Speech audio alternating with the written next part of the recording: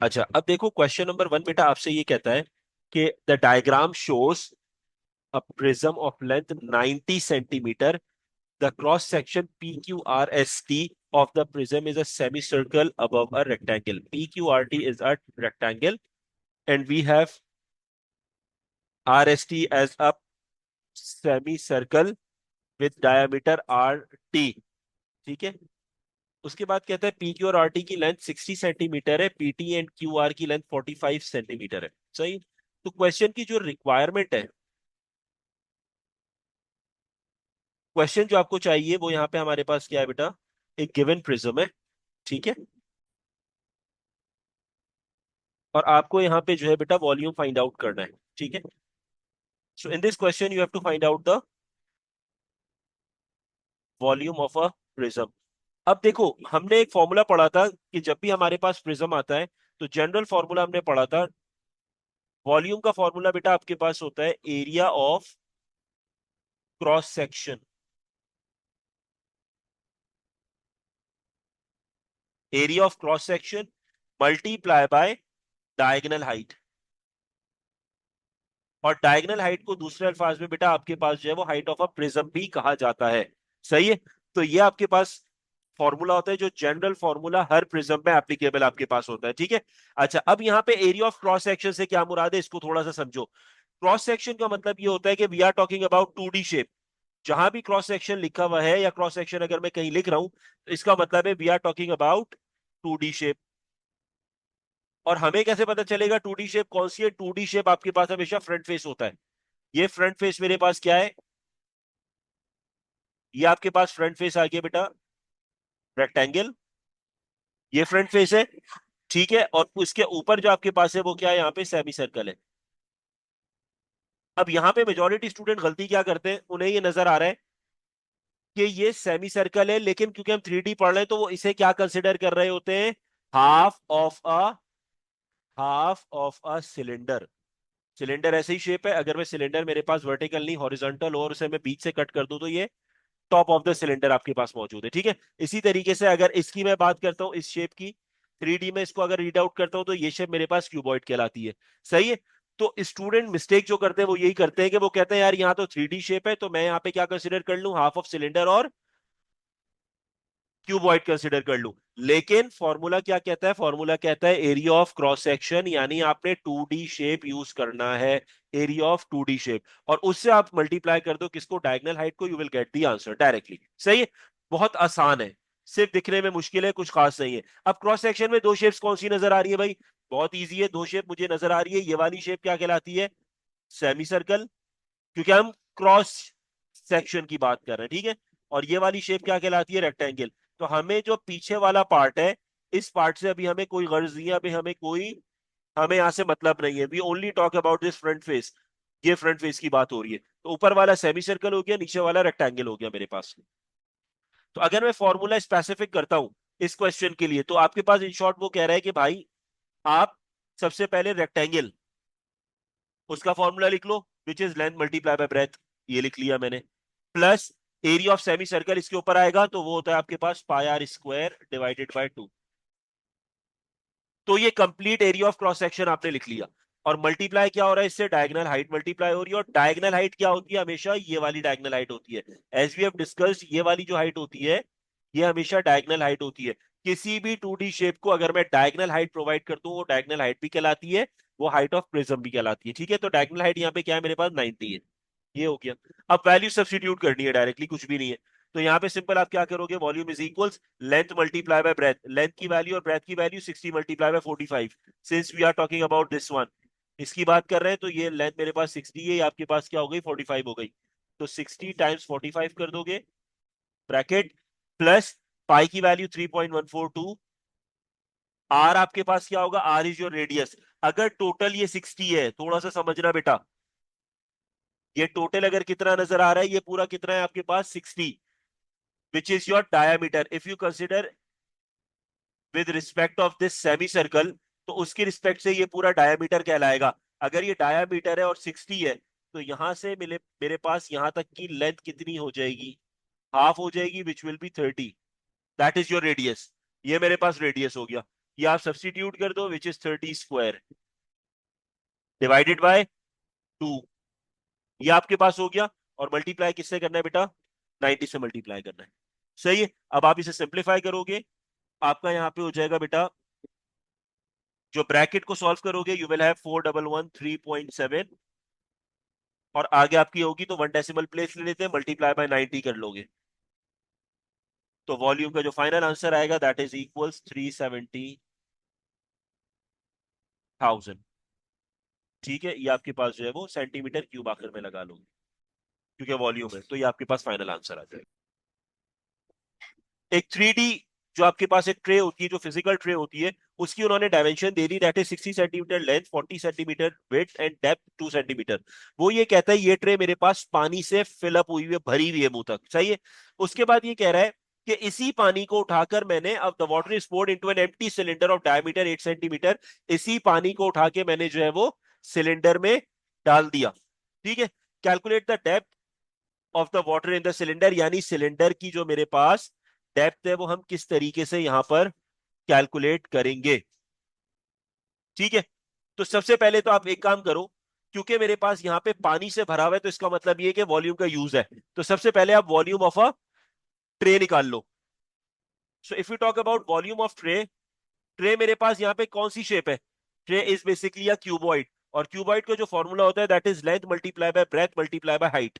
इसको अगर मैं मल्टीप्लाई करता हूं, so it will be 60 multiply by 40 multiply by 2, which will give you 4800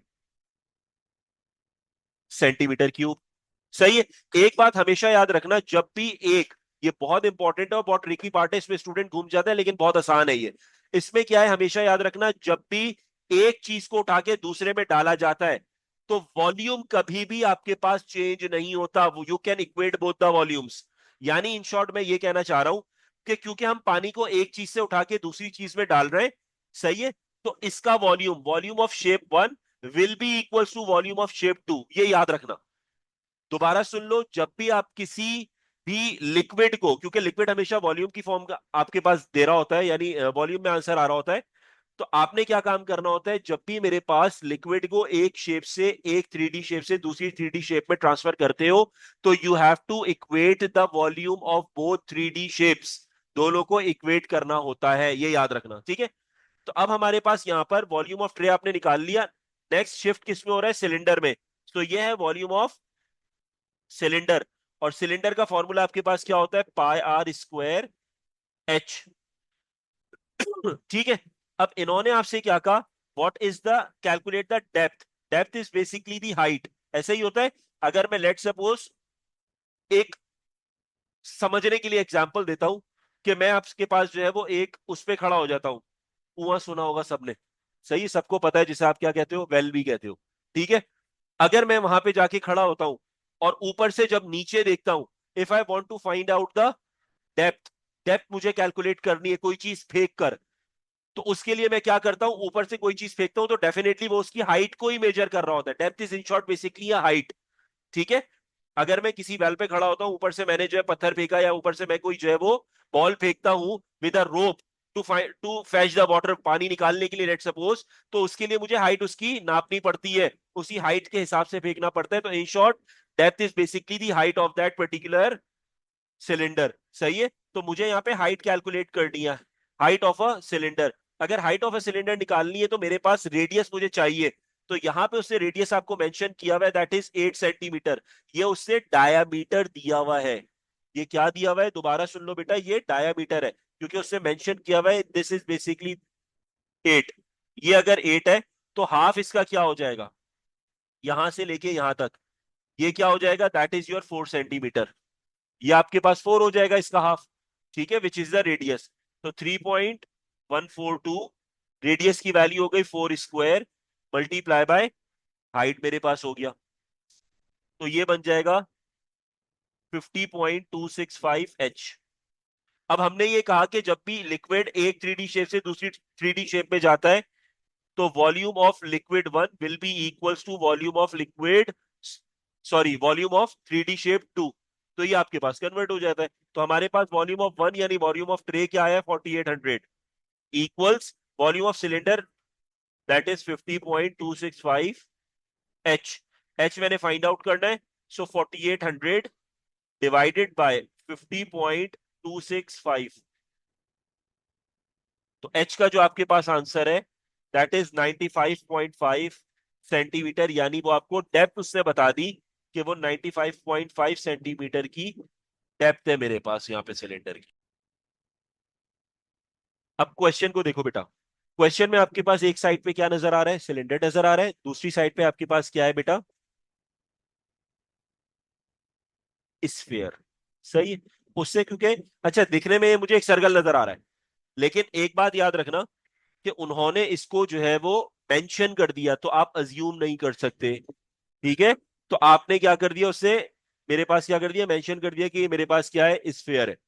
अच्छा, अब मेरे पास यहां पर क्योंकि स्फीयर है और सिलेंडर है, और वो कह रहा है volume of cylinder is equals to volume of sphere, आप दोनों के वॉल्यूम का फॉर्मूला लगा लो पहले तो मेरे पास यहां पर volume of cylinder is equals to volume of sphere. तो वॉल्यूम ऑफ सिलेंडर जो मेरे पास है वो आपके पास क्या होता है बेटा, पाई आर स्क्वायर एच, ये होता है। इक्वल्स वॉल्यूम ऑफ स्फीयर का फॉर्मूला होता है 4/3 पाई आर क्यूब, ये हमारे पास होता है। अब आपने क्या करना है, हमें क्वेश्चन की रिक्वायरमेंट क्या है, क्वेश्चन ये कहता है you have to find out the value of H, H आपने कैलकुलेट करना है। एच अगर मुझे फाइंड आउट करना है तो सबसे पहले आप क्या करो, अपनी सिंप्लीफिकेशन करो, सब्स्टिट्यूशन बाद में करना, वैल्यूज की सिंप्लीफिकेशन पहले कर लो। तो हम एक काम ये करते हैं भाई, पाई से पाई कैंसिल कर देते हैं, सबसे आसान काम और पहला स्टेप। पाई से पाई यहाँ पे कैंसिल हो गया, और आर स्क्वायर, पाई से पाई आप कैंसिल करोगे क्योंकि कॉन्स्टेंट्स होते हैं, ये तो कैंसिल हो जाएगा, तो H is equals 4/3 R cube over R square. अब मैं इसको कैंसिल इसलिए नहीं कर सकता बेटा, क्योंकि यहां पर सिलेंडर का जो रेडियस है और स्फीयर का रेडियस दोनों डिफरेंट है। सही है, कैंसिलेशन नहीं हो सकती। So H is equals 4/3। अब हमारे पास यहाँ पे राइट हैंड साइड पे जो न्यूमरेटर है वो आर क्यूब है, जो बेसिकली आपके पास रेडियस ऑफ स्फीयर है, तो यहाँ पे 3x का होल क्यूब आ जाएगा, divided by 2x whole square आ जाएगा मेरे पास यहाँ पे। अब आप नेक्स्ट स्टेप में क्या करोगे, 4/3, और ये हो जाएगा आपके पास 27x cube divided by 4x square आ गया। अब आप कैंसिल कर सकते हो, 4 1 जा 4, 4 1 जा 4 हो गया, 3 9 जा 27। अब एक्स स्क्वायर और एक्स स्क्वायर को कैंसिल करोगे तो एक्स की पावर 1 बन जाएगी, तो हमारे पास एच का जो फाइनल आंसर आ गया बेटा that is equals to 9x मेरे पास आ गया, यानी हमारे पास जो हाइट है वो इन टर्म्स ऑफ एक्स है। आप क्या करोगे इसके अंदर, आपने अगर यहाँ पे जो है वो x की वैल्यू सब्स्टिट्यूट कर दी, या क्वेश्चन में अगर आपको x की वैल्यू गिवन है तो आपके पास एक पर्टिकुलर हाइट आपको जो है वो मिल जाएगी। ठीक है, क्वेश्चन में आपसे कह रहा है a cylinder has base x centimetre and height 2x centimetre. Cylinder की बेस कितनी है, x सेंटीमीटर, और हाइट कितनी है बेटा आपके पास यहाँ पर 2x centimetre. A cone has base radius x centimetre and height h centimetre. The volume of cylinder and volume of cone are equal. दोनों के वॉल्यूम्स आपके पास क्या है बेटा, इक्वल है। कहता है find H in terms of x. H आपने क्या करना है, यहां पर कैलकुलेट करना है, सिंपल, बहुत आसान है।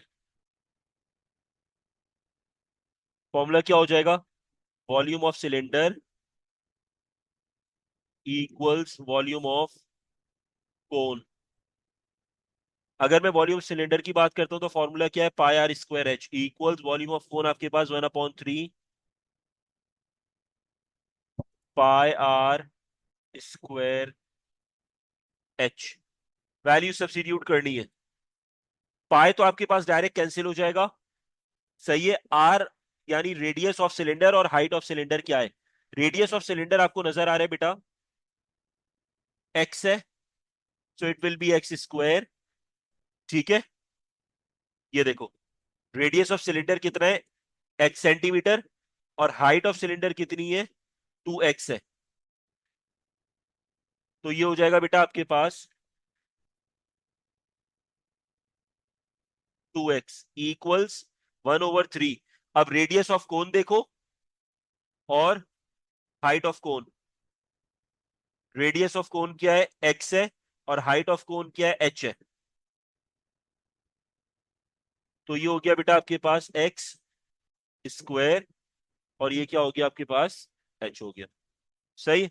अब आप नेक्स्ट स्टेप में क्या करोगे, ये एक्स स्क्वायर से एक्स स्क्वायर भी कैंसिल कर दो, ये भी सेम है।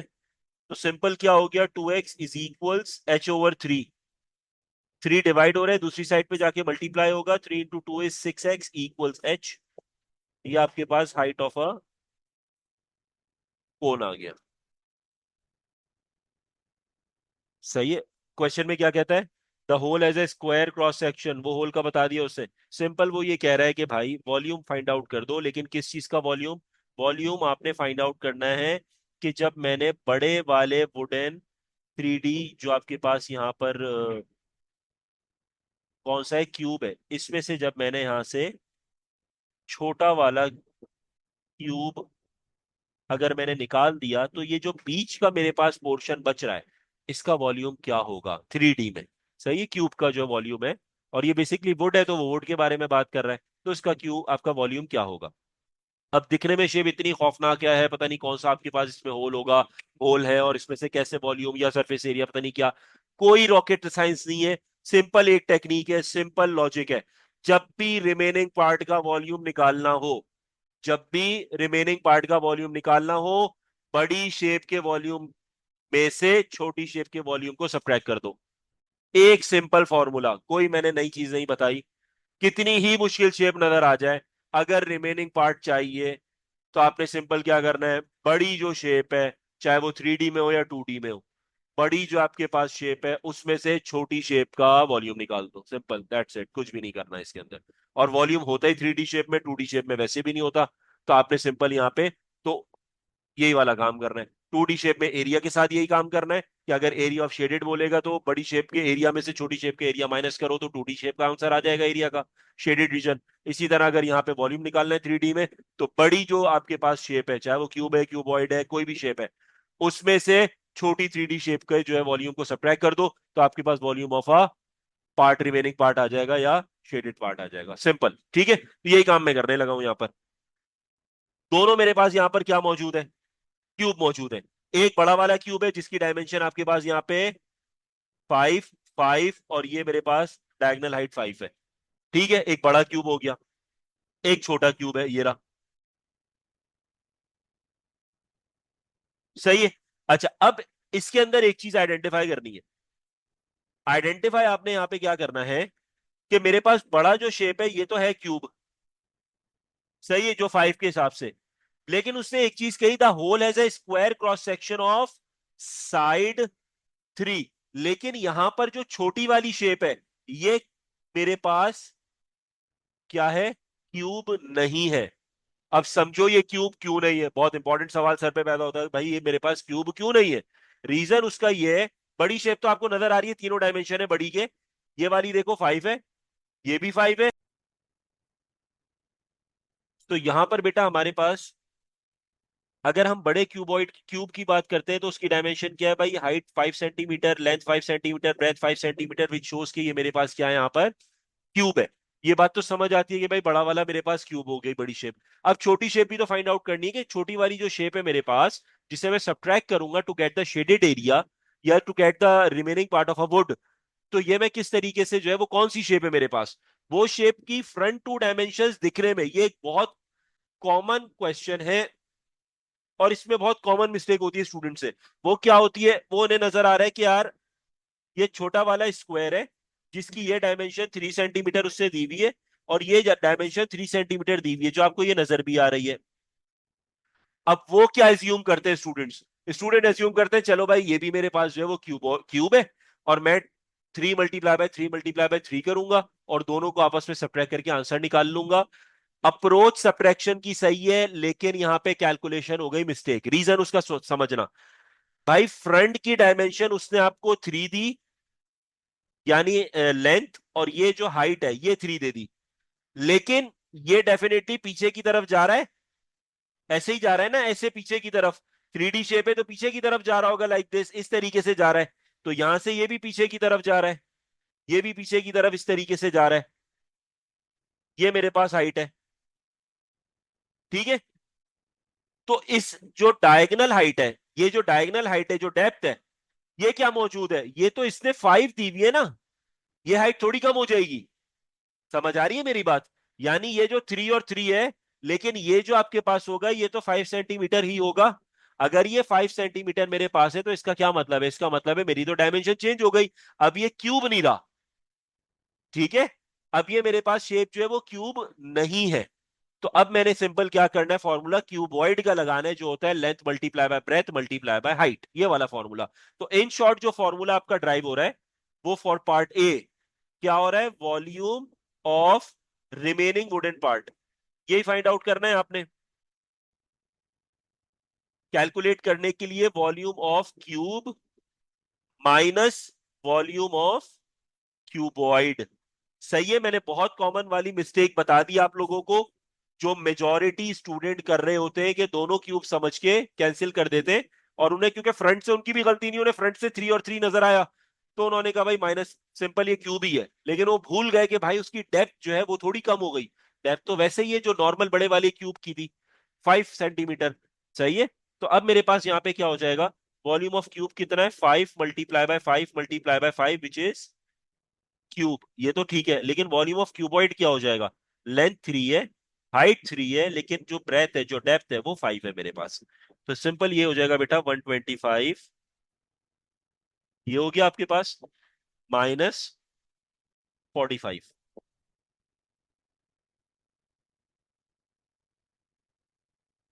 ये मेरे पास हो गया। अब दोनों को सब्ट्रैक्ट करोगे तो आंसर आ जाएगा 80 सेंटीमीटर क्यूब। ये आ गया वॉल्यूम ऑफ वुडन पार्ट जो आपके पास रिमेनिंग आ गया। That's it. To find out the density, formula क्या होता है, मास ओवर वॉल्यूम। मास उसने आपको ऑलरेडी दे दिया, दैट इज 64, और वॉल्यूम आप पीछे कैलकुलेट कर चुके हो, दैट इज 80। तो डेंसिटी का जो फाइनल आंसर आएगा बेटा, that is equal 0.8। That will be the answer of a density. जब भी इस टाइप का क्वेश्चन बेटा आपके पास सामने आए, जैसे क्वेश्चन नंबर 6 है, तो आपको यहाँ पे नजर आ रहा है कि यार यहाँ पे मेरे पास, क्योंकि उससे surface area of a solid मांगा है, और एक सॉलिड नहीं है यहाँ पे कोई, यानी एक कोई 3 डायमेंशन शेप नहीं है। अगर मैं फ्रंट शेप की बात करता हूँ तो ये मेरे पास कॉनिकल शेप नजर आ रही है। अगर मैं ये वाली शेप की बात करता हूँ तो ये वाला मेरे पास क्या नजर आ रहा है, काइंड ऑफ सिलेंडर नजर आ रहा है। ठीक है। और अगर मैं इस शेप की बात करता हूँ तो ये मेरे पास जो है वो क्या नजर आ रहा है बेटा, हेमिस्फेयर नजर आ रहा है, स्फेयर का आधा हेमिस्फेयर नजर आ रहा है। सही है। Since we are talking about 3D shapes, तो 3D शेप के हिसाब से हमने शेप्स को आइडेंटिफाई करना है। तो फ्रंट आपके पास ये क्या हो गया, this is your cone, this one is your cylinder, and this one is your hemisphere, यानी स्फेयर का हाफ। ये आपके पास 3 शेप्स हैं। ठीक है। अब आपने क्या करना है, वन बाय वन फॉर्मूले सरफेस एरिया के लिखना शुरू करो नॉर्मल। अगर मैं कोन की बात करता हूं, ये जो कोन का कर्व पार्ट है, इसका सरफेस एरिया का फॉर्मूला क्या होता है, πr_l। उसके बाद कोन के ऊपर आपने कोन की शेप देखी है, ये मेरे पास कोन की शेप होती है, ये वाला कर्व पार्ट होता है जिसका फॉर्मूला है πr_l। और ऊपर ये मेरे पास एक सर्कुलर पार्ट होता है जिसका होता है πr², ये भी होता है। सही है। वो मेरे पास यहाँ पे इसके साथ अटैच हुआ हुआ है, ये हो गया πr²। सही है। Since we are deriving the formula for surface area of a solid, ये मेरे पास कोन की बात खत्म हो गई। अब बात कर लेते हैं आपके पास किसकी, सिलेंडर की। सिलेंडर की शेप आपने देखी है समथिंग लाइक दिस, जिसमें से ये इसका फॉर्मूला होता है πr²। ये जो बीच वाला है बेटा, ये मेरे पास कर्व जो पार्ट है, इसका फॉर्मूला होता है 2πr_h। और ये जो नीचे वाला है ये भी सर्कुलर पार्ट है, इसका फॉर्मूला होता है πr²। ये 3 फॉर्मूले आपके पास होते हैं, टॉप, उसके बाद फिर सिलेंड्रिकल कर्व पार्ट, और उसके बाद बॉटम जो आपके पास πr² मेरे पास होता है। सही है। इनको अब मैं लिख लेता हूं। तो ये हो जाएगा मेरे पास +πr² +2πr_h फिर +πr², ये हमने लिख लिया सिलेंडर के कंप्लीट फॉर्मूले। अब आपके पास बात किसकी हो रही है, हेमिस्फेयर की।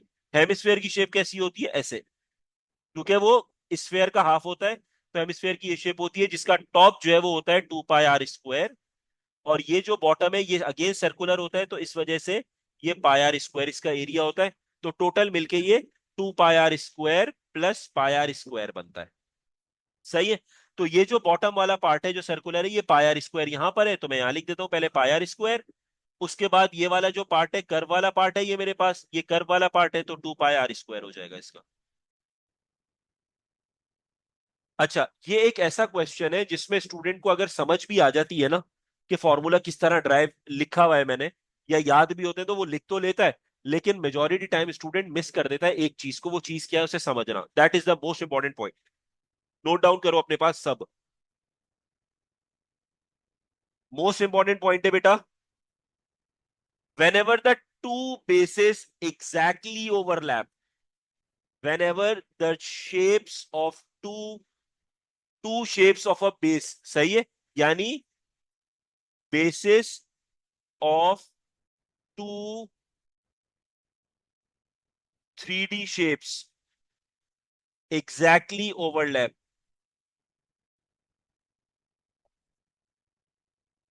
ignore the bases।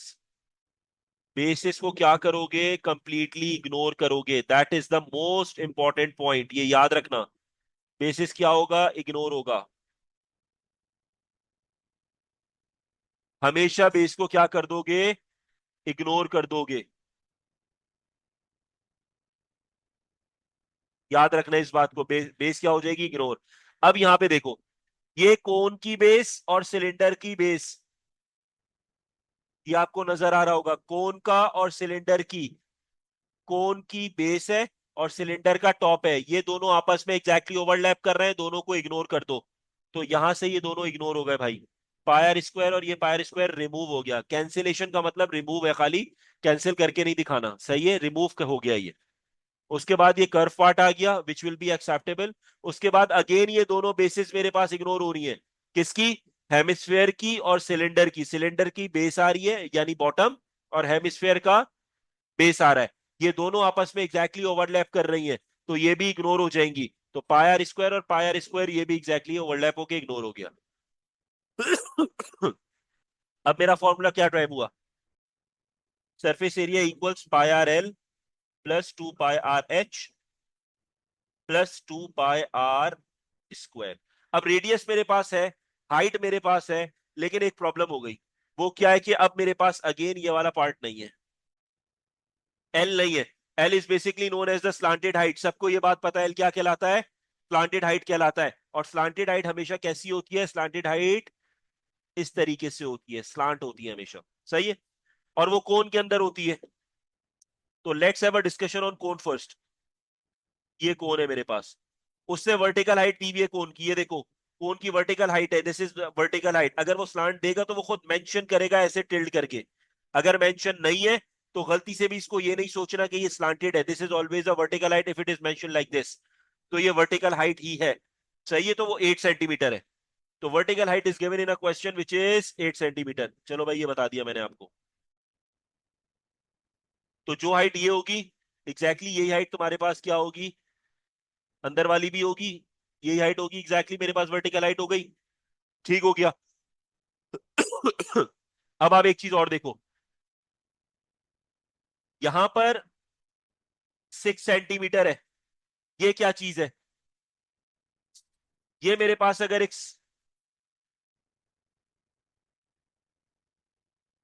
इस शेप को देखो बेटा,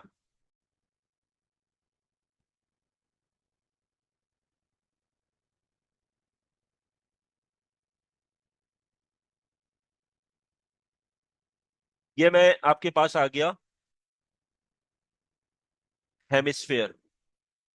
ये मैंने हेमिस्फेयर आपके सामने बना दिया बेटा। अब हेमिस्फेयर के अंदर उसने हेमिस्फेयर की भी वर्टिकल हाइट दी हुई है, ये देखो हेमिस्फेयर की भी क्या दी हुई है, उसने वर्टिकल हाइट दी हुई है। तो ये आपके पास हो गई हेमिस्फेयर की भी vertical height. This is the height of hemisphere, जो उसने आपको क्या दी हुई है, 6 सेंटीमीटर। अगर ये हाइट उसने आपको 6 सेंटीमीटर दी हुई है, तो इसका मतलब है भाई सेंटर से लेके टॉप तक ये 6 सेंटीमीटर है। अगर सेंटर से टॉप तक 6 सेंटीमीटर है, तो इट्स क्वाइट ऑब्वियस कि ये रेडियस है 6 सेंटीमीटर, तो ये भी मेरे पास 6 सेंटीमीटर होगा। बात समझ आ रही है, क्योंकि मेरे पास सेंटर से टॉप स्फेयर के अंदर, अगर ये स्फेयर है, तो सारे इसके अंदर जो मेरे पास रेडियस है, ये क्या होते हैं, सारे सेम होते हैं, चाहे वो हाइट वाला हो या चाहे वो ये मेरे पास वर्टिकल वाला हो, दोनों सेम होंगे। तो इसीलिए मेरे पास ये वाला जो पार्ट हो गया, this is also from this part, यहां से लेके यहां तक ये भी 6 सेंटीमीटर हो गया मेरे पास। ठीक है, तो मेरे पास रेडियस 6 मिल गया। अब आपने एक चीज ये देखी, base of this cylinder, base of this cylinder और बेस ऑफ द हेमिस्फेयर दोनों इक्वल है। अगर दोनों इक्वल है इसका मतलब दोनों के रेडियस बराबर है। तो मैं डायरेक्टली ये कह सकता हूं कि यहां से लेके यहां तक ये मेरे पास रेडियस है, this is the radius half which is 6 centimetre. ये रेडियस है मेरे पास। ठीक है, ये बात भी समझ आती है। ये 6 सेंटीमीटर हो गया, क्योंकि अभी हमने हेमिस्फेयर में देखा भाई जो ये रेडियस होगा वो हाइट यही होगी, तो ये भी 6 हो गया। अगर ये 6 है तो इसका मतलब मैं ये कह सकता हूं कि ये वाला जो मेरे पास पार्ट है यहां से यहां तक, ये भी 6 हो गया, ये भी 6 है, ये भी 6 सेंटीमीटर हो गया मेरे पास। ये बात भी क्लियर हो गई। तो पता ही चला कोन मेरे पास ये मौजूद है, तो कोन का रेडियस मुझे पता चल गया जो 6 सेंटीमीटर है। ठीक है, तो ये कोन का रेडियस मुझे पता चल गया यहां से यहां तक कितना है बेटा, 6 सेंटीमीटर। ये भी पता चल गया। Now we need to find out what, क्या कैलकुलेट करना है, we need to calculate this one, ये हाइट कैलकुलेट करनी है, which is your slanted height, जिसे मैं स्मॉल एल से शो कर रहा हूं। ये स्मॉल एल से मैंने आपके पास शो कर दिया। ठीक है, अब मुझे ये पता है कि ये मेरे पास 90 डिग्री का ट्राइंगल बना रहा है भाई। ये क्या बन रहा है, 90 डिग्री का ट्राइंगल बन रहा है। तो slanted height is basically your hypotenuse, we can calculate by using Pythagoras theorem, h square is equals opposite square plus adjacent square। opposite की वैल्यू यानी slanted height हो गई, opposite क्या है मेरे पास 8 स्क्वायर और adjacent क्या है 6 square, 64 plus 36 which is equals 100। और slanted height की वैल्यू क्या आ गई 10 सेंटीमीटर। ये मेरे पास स्लांटेड हाइट आ गया। अब आप नेक्स्ट स्टेप में क्या करोगे, वैल्यू सब्स्टिट्यूट करनी है खाली। सरफेस एरिया के ये फॉर्मूले सारे आपके सामने मौजूद है। तो सरफेस एरिया क्या है, pi R L plus 2 pi R H plus 2 pi are square, value substitute करनी है खाली। Surface area is equals pi की value 3.142 multiply by radius, radius यहाँ पे 6 है, स्लांटेड हाइट 10 है, प्लस 2 पाई की वैल्यू अगेन 3.142, रेडियस कितना है 6, और वर्टिकल हाइट, अब ये एच जो है ये वर्टिकल हाइट ऑफ सिलेंडर है। वर्टिकल हाइट ऑफ सिलेंडर क्या मौजूद है यहाँ पे 14, 14 सब्स्टिट्यूट हो गया। उसके बाद प्लस 2, देन उसके बाद 3.142, और रेडियस ऑफ हेमिस्फेयर कितना है अगेन 6 है, 6 स्क्वायर हो गया। अब इसे आप जल्दी से सॉल्व कर लो, तो आंसर हो जाएगा बेटा 60 multiply bye 3.142 which is equals 188.5 plus rest of the terms को मल्टीप्लाई करना है, तो ये हो जाएगा 2 multiply by 3.142 multiply bye 6 multiply by 14 will give you 527.85 plus 36 multiply by 2 multiply by 3.142 which is 226.224। सबको एडअप कर लो, 188.52 plus 527.85 plus 226.224 which is 942.59 centimeter square. This will be the final surface area of a solid.